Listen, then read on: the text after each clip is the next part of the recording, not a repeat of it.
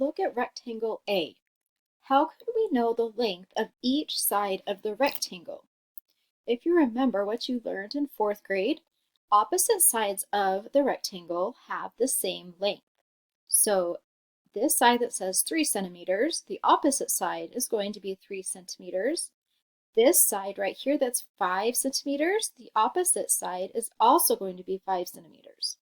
So how do we find the perimeter of the rectangle? We need to add up all of these sides to find the perimeter. So the perimeter is measuring all the way around. It's basically measuring all these lines. And you see that these little lines and squares show that we're adding up every bit of the border. Now I have some formulas. Let's look at them.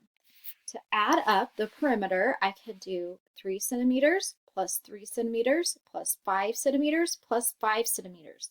I have all 4 sides accounted in my formula right here. I can also write this. If you see this, it would be our length plus our length and our width times our width. So our width is the 3 centimeters and our length is the 5 centimeters. So this would be the formula to find all perimeters of rectangles. The perimeter formula can also be written like this: 2 times the length plus 2 times the width. That's going to get us the same answer as length plus length and width times width. You can use this, either one, to find the answer. Let's talk about the area now. The area is measured using square units. A unit is a square. The area is figured out by the number of same-sized units that cover the shape without gaps or overlaps. So if you look at rectangle B, you see that we have a square, and inside they've done dotted lines to show square units. So each square is 1 square unit. And you notice that there's none of them that go outside the rectangle or that cover each other up. So how can we find the area of the rectangle? What do we need to do? There is also a formula for finding the area.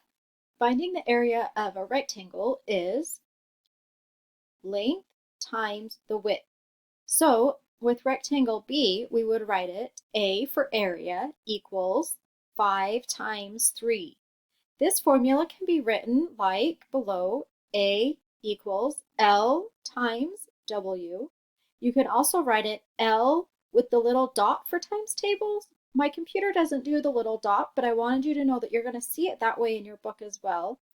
It can also be written where the L and the W are right next to each other. That means that they are multiplied together. You could write it any of these ways to solve it. Let's put perimeter and area together. So now we have both rectangle A and rectangle B. Underneath rectangle A, you can see that we have our formula. The perimeter equals, and then we have our 3 centimeters plus 5 centimeters plus 3 centimeters plus 5 centimeters. That all together equals 16 centimeters. Down below, you see we have our formula. You have 2 times the length plus 2 times the width.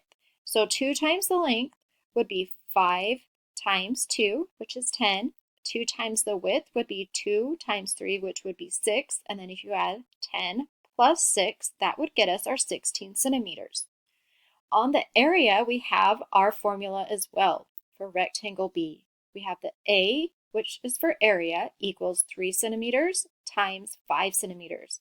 That equals 15 squared centimeters. Now notice a little bit difference between these answers. They're not the same. The area and the perimeter aren't going to be the same measurements. So over here you have 16 centimeters. But over here we have 15 squared centimeters.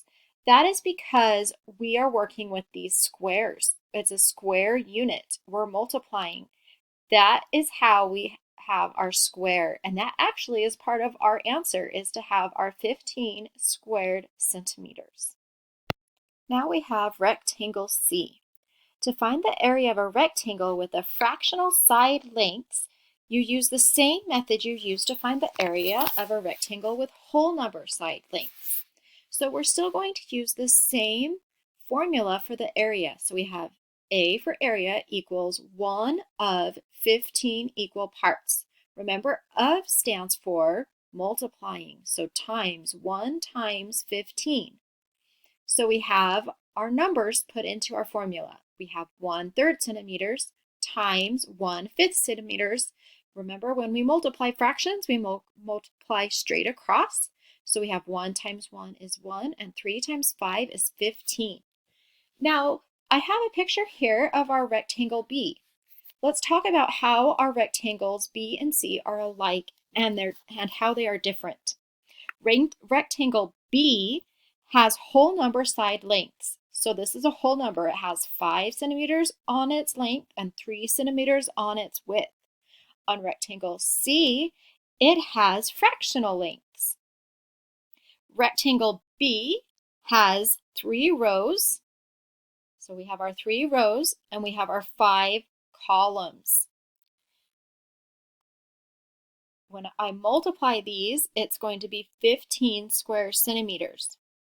Rectangle C is 1 part of a square centimeter that is divided into 3 parts horizontally. So we have 3 parts horizontally and 5 parts vertically. We saw this type of model when we were doing our fractions and we were multiplying our fractions. And remember how our places would overlap? It kind of looks like that. For both rectangles, they are the same because we find the area by multiplying the length times the width. The rectangle B has our whole centimeters, square centimeters, and our rectangle C has fractional square centimeters.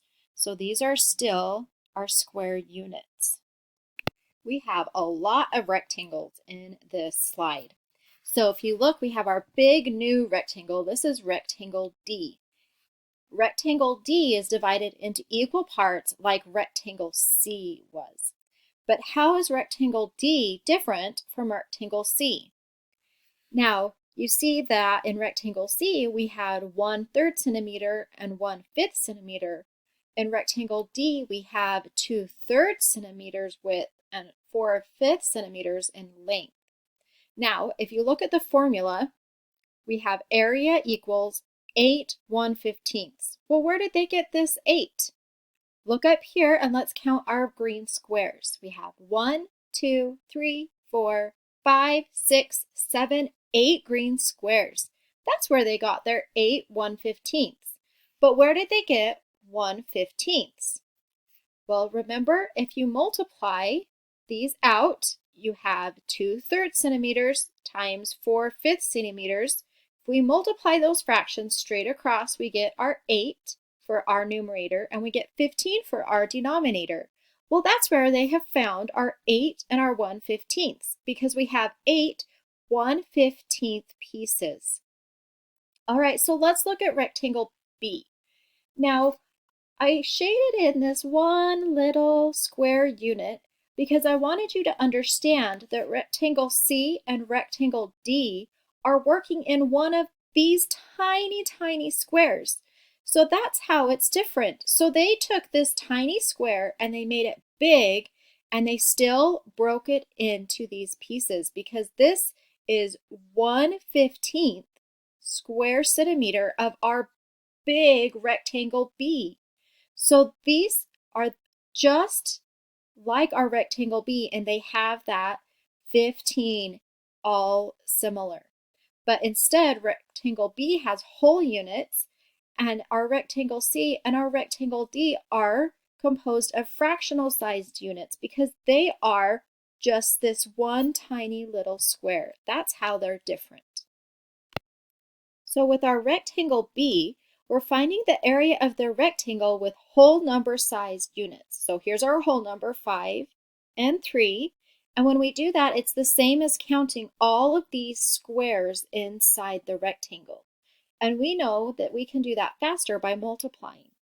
Now on rectangle D and C, we're finding the area of the rectangle using fractional sized length. So we have our 2/3 and our 4/5 instead of our whole numbers 3 and 5, because remember, we're looking at this little tiny unit, the square unit. But it's the same type of idea. We're counting up fractional units all together, and on here we're counting up the whole number fractional units. Let's do some practice. This problem says, shade and label the model to show the area of 1/2 mile by 1/4 mile rectangle. Describe what your model shows and then find the area numerically. So let's start by shading 1/2 mile by 1/4 mile.